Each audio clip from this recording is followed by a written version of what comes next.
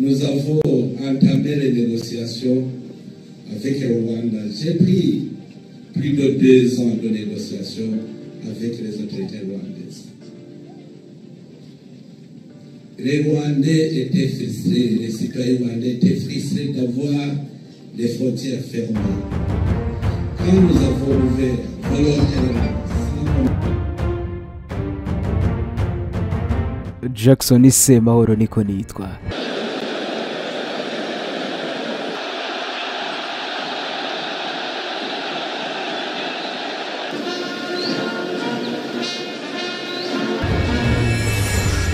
Noneho yarahiye, ndavuga Faci Beto. Ese arasuhuza umugambi we wo gutera u Rwanda nk'uko yabyiyemeje. Uyu mugabo ubwo yiyamamazaga yavuze ko natorwa azahita akoranya abantu be akabasaba uburenganzira akarasa ku Rwanda kandi ko bazarasa i Kigali bitabaye ngombwa ko banava ku butaka bwabo. Ndetse rwose ngo icyo gihe ngo umukuru w'igihugu cy'u Rwanda azarara mu ishyamba ntazarara mu rugo. Uyu mugabo wavuze ibi wiyumviye ko hari n'undi utegeka igihugu kiri hakurya y'Akanyaru, General Neva Evaristo Ndayishimiye, perezida w'u Burundi, nawe yunze mu maboko y'uyu Tshisekedi wa Kongo umushinga bafite ngo gukuraho ubutegetsi bwa Paul Kagame w'u Rwanda.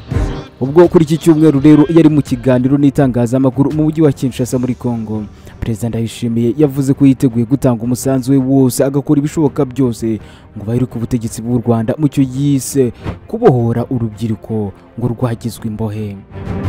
Ese aba bagabo bazashobora gukuraho Perezida Kagame ubundi kubera iki? Hari umusaza witwa Ntagozera twaganiriye arambwira ati wa mugabo we, biteye isoni kuba abaperezida bo muri Afurika bagambirira gukuraho mugenzi wabo watuwe n'abaturage b'igihugu ayobora. Kandi koko ntacyo guverinoma y'u Rwanda iratangaza kuri ibi bikangisho Ndayishimiye yadukanye ko we na Tshisekedi biteguye gushyigikira FDLR n'indi imitwe y'abahezanguni ubundi bagakuraho ubutegetsi buriho mu Rwanda. Reka tureke ibyo ngibyo, tureke rwose kubyegereza n'umutima. Aha mu karere kuva muri iyi weekend ishize kugeza ubu ngubu nyumva uretse imirwano isanzwe iri gusakiranya M23, SADC n'indi mitwe yose yifatanyije n'ingabo za Kongo, nta kindi kiri kuvugwa uretse irahira rya Felix Tshisekedi warahiriye manda ya kabiri, umuhango waranzwe n'udushya twinshi cyane pe. Ndetse rwose hani naho Ndayishimiye nyuma y'uko afunze imipaka y'igihugu cye n'u Rwanda yavugiye ko noneho nawe araza gutanga umusanzu we, ariko perezida w'u Rwanda akavanwaho. Nta gushidikanya mumeze neza byo ndabyizeye. Reka twinjire gutya ariko turi ku isabato, ndetse rwose ni ku itariki ya 20 ukwezi kwa mbere, umunsi wari utegerejwe na benshi, umunsi w'ibirori ariko kandi birimo icyoba n'ikikango cyinshi ko ibyishimo bishobora kuvamo amarira, ibyari ibirori bigahinduka ikiriyo. Ubanza ari nayo mpamvu umugeni mukuru yaje yambaye ikote ririnda amasasu, inyuma akarenzaho ikositime. Ni Perezida Felix Tshisekedi Antoine Tshilombo aje kurahira, birumvikana nuko yinjiye muri Stade de Martyrs i Kinshasa, aje kurahira mu muhango witabiriwe n'abanyacyubahiro benshi cyane batandukanye, barimo n'abaperezida b'ibihugu 18 bya Afurika, barimo abaturanyi inshuti z'akadosohoka nka William Ruto w'i Nairobi ndetse we na Evaristo Ndayishimiye w'Igitega. Kera kabaye umunota nyawo wikubisemo imbere y'abanyekongo barenga 60 bari buzuye Stade de Martyrs i Kinshasa. Tshisekedi azamuye ukuboko afashe kwibendera ndetse rwose afite n'agapapuro kera mu ntoki ari gusoma indahiro ye. Monsieur Tshisekedi Tshilombo Felix Antoine mu ndahiro ye yiyemeje kubahiriza ndetse no kurengera itegeko nshinga n'andi mategeko ya Repubulika ya Demokarasi ya Kongo, ndetse we no kurengera ubwigenge n'ubusugire bw'ubutaka bwa RDC, yewe no kubungabunga ubumwe bw'igihugu. Uyu mugabo kandi ukunda kwiyita Faci Beto yarahiriye kuyoborwa gusa n'inyungu rusange ndetse no kubahiriza uburenganzira bwa muntu, gukoresha imbaraga ze zose mu guteza imbere inyungu rusange ndetse n'amahoro, mu gusohozanya ubudahemuka n'ubunyangamugayo imirimo ikomeye yahawe. Nuko byagenze uyu mugabo watsinze ku majwi 73.34 ubundi ashyikirizwa ibirango byose by'igihugu cya Kongo. Ubwo yarahiraga rero amasasu yavuzaga ubuhuka muri Nord Kivu, yewe umuvugizi wa M23 yazindutse avuga ko bikomeye cyane, yitwa Lawrence Kanyuka, yatangaje ko kuri iki cyumweru ndetse no kuva mu gitondo cyo kuri uyu wa mbere ihuriro ry'ingabo za leta n'imitwe ifatanya nazo hamwe n'ingabo za SADC utibagiwe n'ingabo z'u Burundi ngo bagabye ibitero bikabeye, ngo bagabye ibitero karabutaka bya drone kuri uyu mutwe wa M23 ndetse no mu bice bituwemo n'abaturage. Ni ibitero uyu mutwe uvuga ko n'ubundi byabereye mu duce twa Mweso, Mpati ndetse we na Karuba muri Masisi, yewe na Kibumba muri Rucuru. Ubwo uri hano reka tuganire. Ese ibyo Tshisekedi na Ndayishimiye biyemeje byo gukuraho ubutegetsi mu Rwanda bazabishobora? Ubundi se umukuru w'igihugu cy'u Rwanda niwe kibazo, dore ko ibiriho byose bari kubimutwerera kandi uri guteza akavuyo muri aka karere. Reka duhure muri komenti. Ariko kandi icara hamwe ureke byose uzi twiyumvira amakuru yo mu karere. Ahangaha ni ku Karabo TV, urabyumvira he? Nzi icyo bivuze kuba mudukurikira kandi nzi n'icyo bisaba ngo mubone ibyo mukunda kurushaho. Twitwa Karabo TV, kuva Rugeramigozi, Karangazi, Kaje Vuba, Kibangu, Gitesi kugeza mu Masha muratwumva neza, Kayanza, Muyinga, Rugombo, Bujumbura y'umujyi na Bujumbura y'icyaro, Rutana, Ruhero na Gitega. Mwese umugaragu wanyu Jackson Semahoro ndacyafite akazi ko kubabwira ibyo amatwi yanyu atigize yumva na rimwe. Ikaze hano nanone.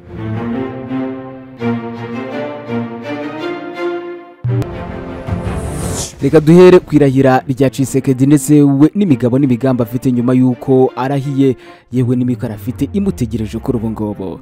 Uyu mugabo agiye kuyobora Kongo mu gihe cy'imyaka 5 birumvikana, afite umukoro wo kongera kubanisha abanyekongo ndetse no guharanira iterambere ry'igihugu cye.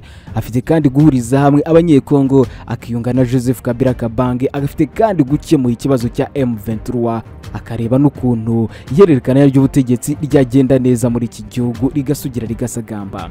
Mu ijambo rero yagejeje kubitabiriye uyu muhango barenga 60,000 yijeje abanyekongo guharanira ubumwe ndetse no guteza imbere iki gihugu, hahangwa imirimo itandukanye ku bene igihugu n'ubundi benshi biganjemo urubyiruko ruri mu bushomeri. Uyu yongeyeho ko azaharanira ko ifaranga ry'igihugu rigira agaciro kandi ubukungu bw'igihugu bukarushaho gutera imbere. Yashimangiye ko igihugu cye kizaharanira demokarasi ndetse no kurengera umuturage ku isonga. Perezida Tshisekedi rero yavuze kandi ko azakora uko ashoboye akagarura umutekano mu bice wabuzemo cyane cyane muri Nord Kivu ndetse we by'umwihariko igice cy'uburasirazuba cyose cyabayisibaniro. Usibye rero kuba uyu muhango waritabiriwe n'abakuru b'ibihugu byinshi byo muri Afurika, wararanzwe no guha icyubahiro ndetse n'agaciro abayobozi b'umuco ba Kongo basa n'abakiriye indahiro y'icyo mugabo. Uyu muhango kandi wararanzwe no guha umwanya abihaye Imana ndetse we n'amadini atandukanye kugira ngo n'ubundi bamuragize Imana Tshisekedi nyine. Tshisekedi yaje mu modoka ya gisirikare idasakaye, agaragara arinzwe cyane rwose, imbere ye hari za moto ndetse we n'amafarasi, ubona ko umutekano wakajijwe. Perezida Tshisekedi kandi uyu mugabo watsinze amatora ataravuzweho rumwe, wamukurikiye ni Moise Katumbi wagize amajwi angana na 18%, Martin Fayulu akagira amajwi angana na 5.33%, Adolphe Muzito akagira 1.12%, Denis Mukwege akagira angana na 1%. Nyuma rero yo kurahira birumvikana hakurikiwe ikindi kintu gikomeye, ni ikiganiro n'itangazamakuru cyabaye ku munsi wo ku cyumweru. Aha rero naho Ndayishimiye yavugiye ijambo rya kasamutwe na n'ubu rikigarukaho hirya none ku mbuga nkoranyambaga. Perezida Evariste Ndayishimiye ayobora igihugu cy'u Burundi. Uyu mugabo yavuzwe imyato ndetse wanakomerwa amashyi menshi cyane ubwo yarageze kuri stade des Martyrs i Kinshasa ahabereye umuhango w'irahira rya Tshisekedi. Aha abanyamakuru ba televiziyo y'igihugu RTNC bavuze ko ngari umugabo wakoze ibikomeye byose yiyemeza kurwanya ubushotoranyi bw'u Rwanda. Uyu Evariste Ndayishimiye wari waje ahangaha ku butumire bwa Tshisekedi yageze i Kinshasa ku munsi wa gatanu. Ubwo rero yinjiraga kuri stade des Martyrs ku isaa 7:30 ku isaa y'i Kigali, yari kumwe n'umugore we birumvikana. Abanyamakuru ba televiziyo y'igihugu muri RDC bavuze ko ari inshuti ikomeye y'igihugu kuko yiyemeje kunga ubumwe na Tshisekedi mu kibazo cy'u Rwanda. Bati Uburundi buruze gusinya amasezerano ya gisirikare na RDC. Uburundi bwashyigikiye RDC muri ibi bihe bikomeye kubera ubushotoranyi bw'u Rwanda. Uburundi ntibufite icyerekezo kimwe n'u Rwanda rushotora RDC. Murebe uburyo perezida w'u Burundi ahawe icyubahiro hano muri stade des Martyrs. Bakomeje bavuga bati rwose wa mugabo uri umuntu w'umugabo, bati tumaze igihe tubivuga. Ndayishimiye yafashije RDC mu byago bikomeye, Ndayishimiye arishimye cyane, murebe uburyo abaturage bamwakiriye. Tshisekedi na Ndayishimiye rero bahirutse kunga ubumwe birumvikana, maze perezida w'u Burundi atangira gushinja u Rwanda ko rutera inkunga umutwe wa Red Tabara. n'ibirego ariko u Rwanda rwateye utwatsi rubihakana rwivuye inyuma ruvuga ko nta shingiro bifite kuko ibitero binaheruka kugabwa ku gihugu cy'u Burundi ngo byaturutse ku mupaka uhuza iki gihugu na RDC aho kuba byaraturutse ku Rwanda ndetse rero ngo ntaho bihuriye. Ndayishimiye rero ntiyarekeye aho ngaho ahubwo yigeze hafata n'umwanzuro wo gufunga imipaka ihuza u Burundi n'igihugu cy'u Rwanda. Icyemezo cyanenzwe bikomeye n'abaturage be ku buryo bukomeye, benshi barabyijujutiye cyane ko abaturage b'u Burundi ndetse n'abaturage b'u Rwanda ari abavandimwe nta cyabatandukanya. Perezida w'u Burundi Evariste Ndayishimiye rero yatangarije i Kinshasa ko yiteguye gutanga umusanzu we mu guhirika ubutegetsi bw'u Rwanda mu cyo yise kubohora urubyiruko rwagizwe imfungwa. Benshi na n'ubu baracyabyibazaho. Ibyo rero ni mu kiganiro n'itangazamakuru cyabaye ku munsi wo ku cyumweru i Kinshasa aho yari yitabiriye irahira rya mugenzi we Tshisekedi ugiye kuyobora manda ya kabiri y'imyaka 5 itavugwaho rumwe. Nous avons entamé les négociations avec le Rwanda. J'ai pris plus de 2 ans de négociations avec les autorités. Uyu mugabo yarateruye mu gifaransa cyinshi cyane rwose, aravuga ati mu karere abaturage babanye neza, ndabizi neza ko nta bibazo biri hagati y'abaturage, ahubwo ikibazo n'abayobozi babi. Urugamba turimo tugomba gukomeza kugeza ubwo n'abaturage b'u Rwanda nabo batangiye kugaragaza igitutu, kuko ntekereza ko urubyiruko rw'u Rwanda rudashobora kwemera gukomeza kuba imfungwa mu karere.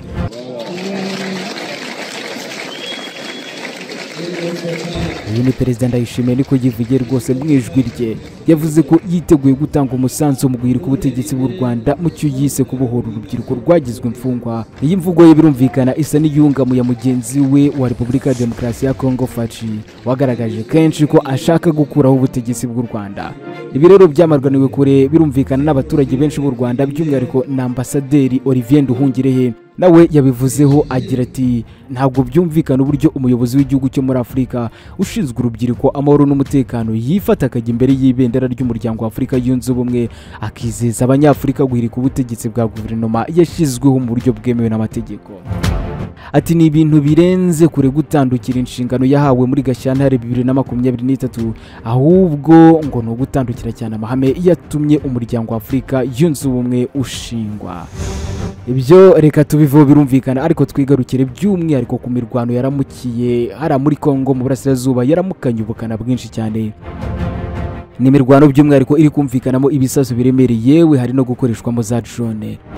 Umuryango w'ubukungu w'ibihugu bya Afurika yo mu majyepfo witwa SADC, uyu rero no watangaje ko ku cyumweru umunyamabanga wayo witwa Elias Magosi yasuye ingabo zawo zoherejwe mu mirwano muri RDC. SADC rero ukavuga ko Magosi ukomoka muri Botswana ngo yari yaje n'ubundi kwishimira ndetse no kugenzura uko ibikorwa byifashe. Umutwe wa SADC rero kugeza kuri ubu ngubu ugizwe n'ingabo zavuye muri Afurika y'Epfo, Malawi ndetse hari n'izavuye muri Tanzania. Uyu waje gufasha ingabo za Kongo mu mirwano yo kurandura burundu umutwe wa M23, bivuga ko ngari cyo kibazo gikomeye leta ya Kongo ifite. Hagati aho rero umuvugizi wa M23 yitwa Lawrence Kanyuka niwe watangaje ko kuri iki cyumweru no kuva mu gitondo cyo kuri uyu wa mbere ihuriro ry'ingabo za leta ndetse we n'imitwe bifatanya ngo biri kugaba ibitero bikomeye kuri uyu mutwe wa M23. Aba rero ngo bari kwibanda cyane cyane mu duce twa Mweso, Mpati na Karuba muri Masisi ndetse na Kibumba muri Rucuru. Lawrence Kanyuka rero akavuga ko ngibi bitero ngo byifashishije indege za drone hamwe n'imbunda za muzinga zirasakure cyane. Iyi mirwano rero yabaye ku munsi wo ku cyumweru yaje guhosha mu ijoro rishyira ku munsi wo kuwa mbere, yongera gusubukura n'ubundi mu gitondo kare. Iyi mirwano ikaba yaratumye abasivile benshi bava mu byabo bagahunga cyane cyane mu gace ka Karuba, nk'uko amakuru agera ku kinyamakuru cy'Abongereza BBC abivuga. Uruhande rw'ingabo za leta rero ntacyo rwigeze rutangaza kuri iyi mirwano yabaye ku cyumweru, gusa amwe mu makuru yatangajwe n'abazishyigikiye avuga ko inyeshyamba za M23 arizo zateye ingabo za leta n'abafatanyije nazo. Kuri ubu rero uko imirwano ikomeza no gufata indi ntera, M23 yafashe ingamba zikomeye aho yashyizeho n'amasaha yo gutaha mu bice igenzura. Ibi bikaba nyuma y'uko rero habaye ibitero bikomeye cyane byanahitanye bamwe mu barwanyi bakuru muri uyu mutwe bakasiga ubuzima abagera kuri 2. Ngayo nguko wabyumviye byose nuko bimeze, reka ibindi nabyo uzabyumvira ngaha soreza hangaha kuri iki kiganiro cya none. Twitwa Karabo TV, Jackson Semahoro niko nitwa. Ibi byiza nibyo mbifuriza.